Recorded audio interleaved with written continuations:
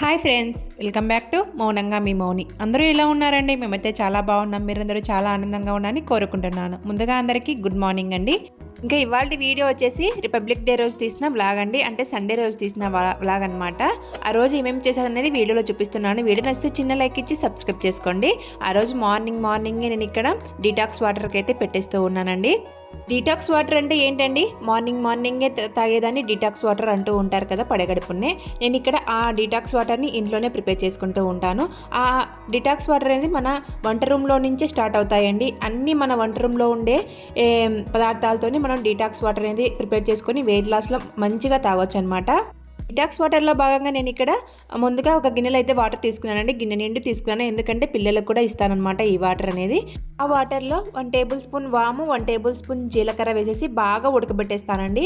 ఎందుకంటే ఈ జీలకర్ర వాము పిల్లలకు మంచిది, పెద్దవాళ్ళకు మంచిది, ఓల్డ్ ఏజ్లో ఉండే వాళ్ళకు కూడా చాలా మంచిదండి. సో నేను ఇక్కడ ఒక పెద్ద గిన్నె నిండి వాటర్ తీసుకొని జీలకర్ర వాము వేసేసి ఉడకబెట్టేస్తాను. మార్నింగే సండే కాబట్టి రిపబ్లిక్ డే ఉంది కదా, రిపబ్లిక్ డేకి అయితే పిల్లల్ని పంపించలేదండి. ఎందుకంటే వేరే ఊరు వెళ్దామని చెప్పేసి ఆ రోజు స్కూల్కి అయితే పంపించలేదు పిల్లల్ని. ఇంకా పిల్లలకు కూడా ఇద్దామని చెప్పేసి డీటాక్స్ వాటర్ నేను ఇక్కడ ఉడకబెట్టేస్తూ ఉన్నాను. వాము జీలకర్ర మన అరుగుదలకు, పిల్లల అరుగుదలకు చాలా మంచిదండి. ఎస్పెషల్లీ మలబద్ధకం ఉంటుంది కదండి, వాళ్ళకైతే ఇంకా మంచిదన్నమాట. నేను ఇక్కడ లొకేషన్ చూశారు కదండి, ఎంత అద్భుతంగా ఉంది కదండి. చాలా అందంగా అనిపించింది అనమాట ఈ లొకేషన్ చూస్తుంటే.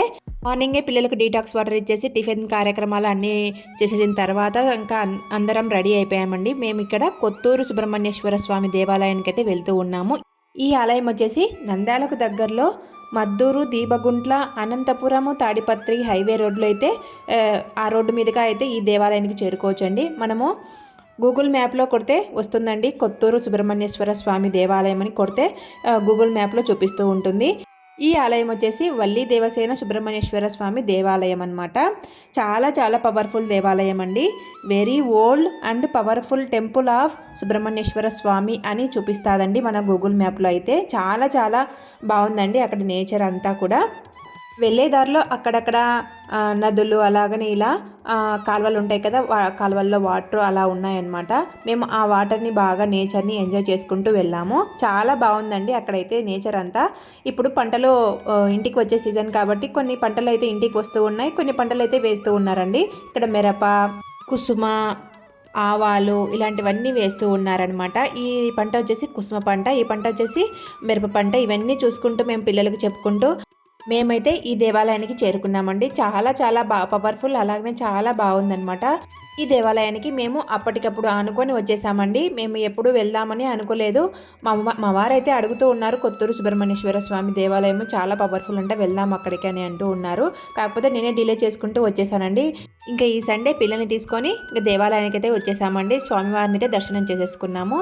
వల్లి దేవసేన సుబ్రహ్మణ్యేశ్వర స్వామి అంటే మన సుబ్బరాయుడు కదండి, సుబ్రహ్మణ్యేశ్వర స్వామి. ఆయన సంతానం లేని వారికి సంతానం కలిగిస్తాడు. అలాగనే పెళ్ళిళ్ళు లేటుగా అవుతుంటాయి కదండి, వారికైనా పెళ్ళిళ్ళు త్వరగా రావడానికి అయితే ఆస్కారం ఉంది ఈ దేవాలయంలో పూజలు జరిపిస్తే.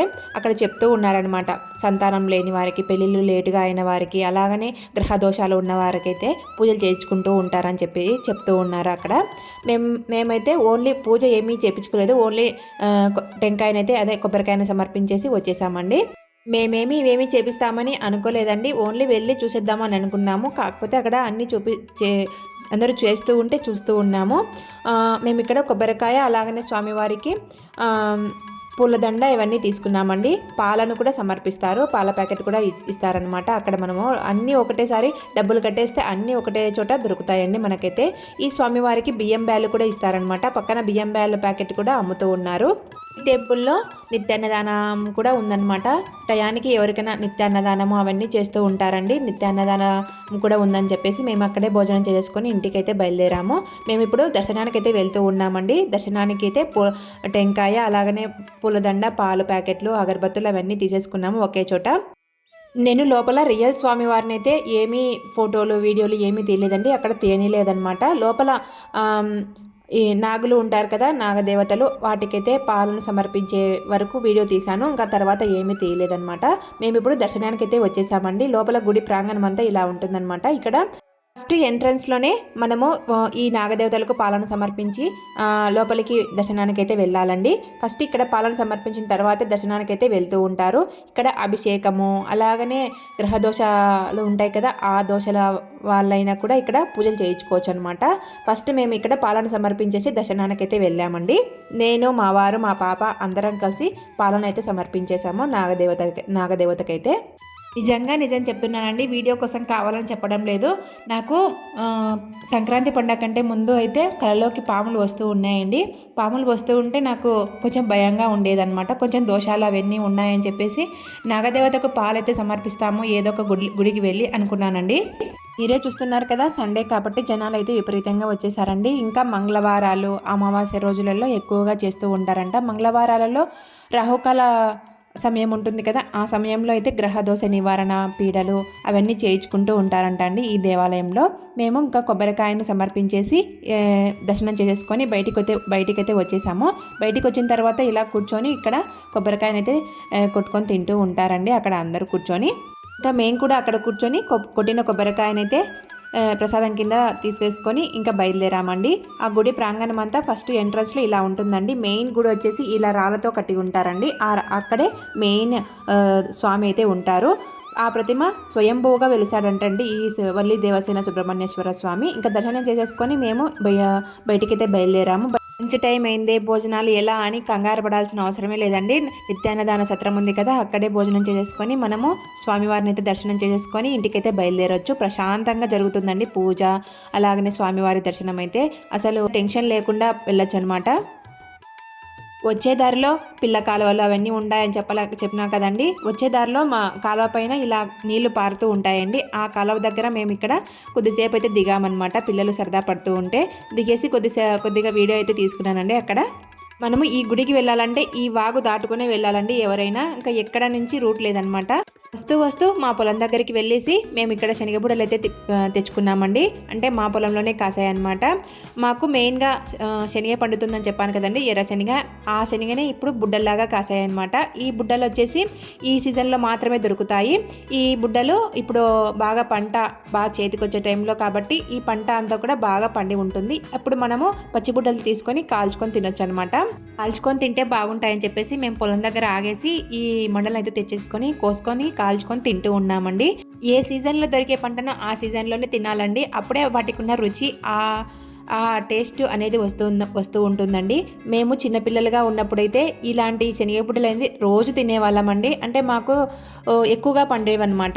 ఇప్పుడంటే మేము టౌన్లో ఉన్నాం కాబట్టి ఎవరికి తెచ్చిచ్చే వాళ్ళు కాదు. అప్పుడు మా అమ్మ వాళ్ళకైతే ఇంకా మాకే శనగ ఉంది కాబట్టి రోజు శనగ దగ్గరికి వెళ్ళేసి మా అమ్మ వాళ్ళది అయితే తీసుకొచ్చేవాళ్ళు. ఒకవేళ సండే అయితే అనుకోండి, మేము కూడా వెళ్ళేసి శనగపుడ్డలు అయితే తెచ్చుకొని కాల్చుకొని తినేవాళ్ళము కట్టెల పొయ్యి మీద.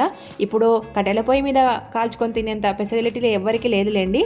విలేజెస్లో ఉందేమో కానీ టౌన్లో అయితే ఏం లేదు కదండి అలాంటి ఫెసిలిటీ. టౌన్లో ఉంటే మాత్రం ఖచ్చితంగా కట్టెల పొయ్యి పెట్టి మరీ కాల్చుతానండి. అంత బాగుంటాయన్నమాట రుచి, టేస్ట్ ఆ పొయ్యి మీద కాలిస్తే. మా అత్త, మామ, పిల్లలు అందరం కలిసేసి ఒలిచేసామండి. అందరం కలిసేసి ఒలిచేసిన తర్వాత ఇంట్లోకి తెచ్చుకొని పెన్నం మీద పెట్టేసి కాలుస్తూ ఉన్నాను. ఫస్ట్ ఒక వాయి అయితే పెన్నం పైన వేసేసి కాలుస్తూ ఉన్నాను. ఇవి కాలడానికి కొంచెం చాలా టైం పడుతుందండి. మనం అక్కడే ఉండి బాగా కలుపుకుంటూ కాల్చుకోవాలన్నమాట. ఒకటే సైడ్ మనం మంట పెట్టేసి బయటికి వెళ్తే మాడిపోతాయి, అసలు టేస్ట్ రావండి. మనం అక్కడే ఉండి కలుపుకుంటూ కాల్చుకుంటే చాలా టేస్టీగా ఉంటాయి. కొంచెం టైం అయితే ఎక్కువగా పడుతుంది. మంటను హైలో పెట్టి మాత్రమే కాల్చుకోండి. లోలో పెడితే చాలా టైం అయిపోతుందండి. గ్యాస్ కూడా ఎక్కువ పడుతుందన్నమాట. ఇక్కడ నేను ఒక వాయి కాల్చడానికి ఒక 10 మినిట్స్ అయితే టైం పట్టిందండి. నేను ఆ వీడియో అంతా ఏం తీయలేదు. ఫస్ట్ వాయి అయితే బాగా కాలాయండి. వాటిని ప్లేట్లో తీసుకొని పక్కన పెట్టేస్తూ ఉన్నాను. తర్వాత వాయి అయితే వేసానమాట పొయ్యి మీద. ఇవి తీసిన తర్వాత వెనకమ్మడే ఆవి కూడా వేసేస్తే చాలా తొందరగా కాలిపోతాయి అనమాట. నేను అన్నీ కాల్చుకొని బయటకైతే తీసుకొస్తూ ఉన్నాను. కొంచెం బయట కూర్చొని తింటే బాగుంటుందని చెప్పేసి. పిల్లలు అలాగనే అత్త, మామ ఉన్నారండి. ఇంకా మా వారు బయటకైతే వెళ్ళారు. ఇంకా నేను మా వారికి అయితే తీసి పెట్టాను. మేమందరం కలిసి అయితే కూర్చొని శనగబుడ్డలు అయితే తిన్నామండి. చాలా టేస్టీగా ఉన్నాయి. అలాగనే పిల్లలు కూడా చాలా ఇష్టంగా తిన్నారండి. ఏదో మన సంతృప్తి కోసము పిల్లలకి ఇష్టపడతారని చెప్పేసి మన చిన్ననాటి జ్ఞాపకాలన్నీ నెమరు వేసుకుంటూ ఈ శనగబుడ్డలు అయితే తీసుకొచ్చి కాల్చి వాళ్ళకైతే ఇచ్చేసానండి. నాకు కూడా చాలా ఇష్టం అండి ఇలా శనగబుడ్డలు కాల్చుకొని తినడం అంటే. మనకి ఇష్టమైన మధురమైన జ్ఞాపకాల్ని అలాగనే మన రుచుల్ని కూడా పిల్లలకైతే ఆస్వాదించాలండి. అప్పుడే వాళ్ళు మన అభిరుచుల్ని ఇష్టపడతారండి. ఆ రుచుల్ని వాళ్ళకు రుచి చూపిస్తేనే మన జీవితం అనేది ఎలా ఉంటుందనేది తెలుస్తుందన్నమాట. ఈవినింగ్ స్నాక్స్లోకి అయితే శనగబుడ్డలు అయితే కాల్చి ఇచ్చేసానండి. తర్వాత లంచ్లోకి వచ్చేసి చపాతీ అయితే చేస్తూ ఉన్నాను. ఇంకా సండే కాబట్టి ఆ రోజు మార్నింగ్ ఏం చేసుకోలేదు కదా లంచ్లోకి. ఇంకా మేము ఇక్కడ కోడిగుడ్డు పొరోట అయితే చేశానండి. కోడిగుడ్డు పొరోటు కొంచెం వెరైటీగా చేశానమాట. ఇంకా ఆ వీడియో ఏమీ తీయలేదండి నేను ఇక్కడ. కడాయి అంటే ఒకరు కామెంట్ సెక్షన్లో కామెంట్ చేశారంటే కడాయి అంటే ఏంటి అని. కడాయి అంటే గోళం అండి. గోళంలో చేస్తూ ఉంటారు కదా. ఇంతకుముందు పాతకాలంలో గోళం అనేవాళ్ళు, ఇప్పుడు కడాయి అని అంటూ ఉంటారు. నేను ఇక్కడ గోళం పెట్టేసి గోళంలో 2 టేబుల్ స్పూన్ల ఆయిల్ అయితే వేసానండి.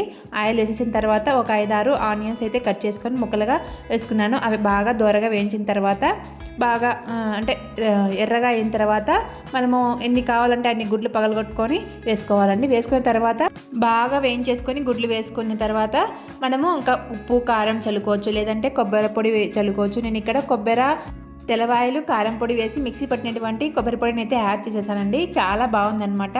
మిరియాల పొడి వేస్తూ ఉంటే బాబు తినకుండా ఉండడని చెప్పేసి నేను ఇక్కడ కొబ్బరి పొడి అయితే యాడ్ చేశాను. మీరు కొబ్బరి పొడి ప్లేస్లో పసుపు, ఉప్పు, కారం చల్లుకోవచ్చండి. చాలా టేస్టీగా ఉంటుంది. నేను ఇక్కడ అన్నీ సర్దేస్తూ ఉన్నాను. చపాతీలు చేశాను, అలాగనే కోడిగుడ్డు పొరోట అయితే చేశాను. ఆల్మోస్ట్ స్కూల్ ఉందంటే త్వరగానే పడుకోవడానికి ట్రై చేస్తామండి. ఎందుకంటే స్కూల్కి వెళ్ళాలి కదా పిల్లలు. మార్నింగే తొందరగా పడుకుంటే వాళ్ళకు కూడా కొంచెం రిలీఫ్గా ఉంటుందని చెప్పేసి తొందరగానే పడుకుంటామండి. వీడియో నచ్చితే చిన్న లైక్ ఇచ్చి సబ్స్క్రైబ్ చేసుకోండి. మరొక మంచి వీడియోతో మళ్ళీ కలుస్తాను. ఉంటానండి.